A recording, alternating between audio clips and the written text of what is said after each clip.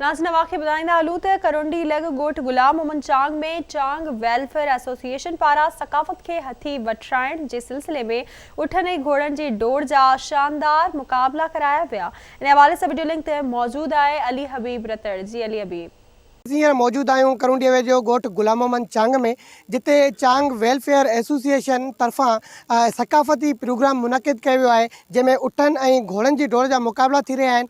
ॻाल्हि ॿोल कंदासीं उठनि ऐं घोड़नि जे सवारनि सां त उहो हिन ॾींहं खे कीअं पिया मल्हाइनि। सिंध जी सकाफ़तूं इंतिहाई मुतासिर कुन सकाफ़तूं हूंदियूं आहिनि, जंहिंमें बि असां विया आहियूं, छो जो मुंहिंजी पंहिंजी पैदाश सिंध जी आहे ऐं मूंखे उन ते फ़ख़्रु आहे त इहा असां सिंध में पैदा थियासीं ऐं सिंधी ज़बान अचे थी, सिंध में पढ़िया आहियूं ऐं हीअ सकाफ़त असांजी इहा मुल्तान ताईं वञे थी ऐं उन खे ई मुसलसल कंटिन्यू आहे। हे सिंध सकाफ़त जो ॾींहुं आहे ऐं उठ भला भला काहे असां डोड़ करायूं था।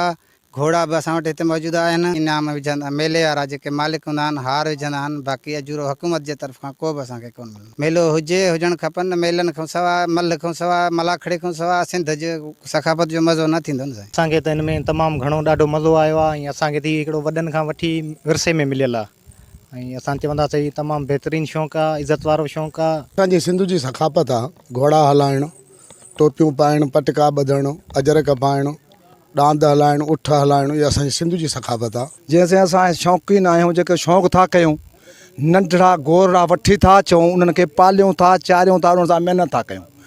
महिनत करे पोइ उन्हनि खे असां ॾोरी था ॾियूं, पहिरियां सिख्या था ॾियूं, जीअं खुदा बि हिन खे सिख्या ॾिबी आहे। उन्हनि खे सिख्या ॾेई तयारु करे पोइ असां मलाखड़े मेले में लाहियूं था।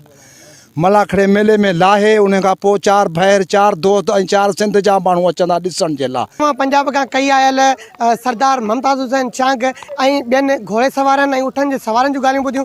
उन्हनि ॿुधायो त सकाफ़ती प्रोग्राम थियणु खपनि। जे असांजी जेका सिंध जी सकाफ़त आहे उनखे ॾिसी करे असांखे तमामु घणी सराही महसूसु थी रही आहे।